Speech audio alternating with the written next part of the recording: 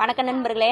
கணவன் மனைவி எந்த வீட்லேயுமே கணவன் அடக்கி நம்ம காலுக்கடியில் வச்சு பார்க்கணும்னு நினைக்கிற எந்த மனைவியா இருந்தாலும் வாழ்நாள் முழுவதும் சந்தோஷங்கிறத ஒன்றை மறந்துட்டு தான் வாழ்ந்தாகணும். ஆண்கள் வாழ்க்கையில எவ்வளவு கஷ்டப்படுறாங்க, அதை வெளியிலயும் சொல்றது இல்ல, பெண்ணும் உணர்றது இல்ல. ஆனா பெண்களோட கஷ்டத்தை மட்டும் பெண்கள் பெரிதளவுல யோசிச்சு வெளியில சொல்லிட்டு இருப்பாங்க. ஆனா ஆண்களோட கஷ்டம் அந்த கடவுளுக்கு மட்டும்தாங்க தெரியும். பெண்கள் தனக்கு பிடிச்ச மாதிரி ஒரு ஆண் மாறணும்னு நினைக்கிறாங்க. ஏன் அந்த ஆணுக்கு பிடிச்ச மாதிரி பெண்கள் மாறி பாருங்களேன். மாறி பாருங்க, அவங்க உங்களை வாழ்க்கையில தோக்கவே விட மாட்டாங்க.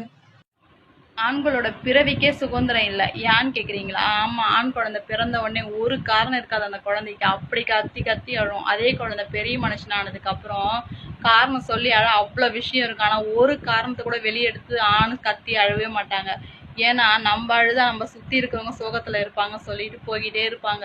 அப்படியேப்பட்ட வாழ்க்கை தான் ஆண்கள் வாழுறாங்க. அழுகுறது கூட சுதந்திரமே இல்லாத வாழ்க்கை தான். ஆம்பளைங்கெல்லாம் ரொம்ப பாவமான ஜென்மங்க. தன்னோட குடும்பத்துக்கோஸ்கரம் லோன் என்ற பேர்ல கடனை வாங்கிட்டு தான் குடும்பம் நல்லா இருக்கணும்னுட்டு ஒரு மாசமும் அந்த கடனை கொடுக்க ஒரு தவிப்பாங்க பாருங்க.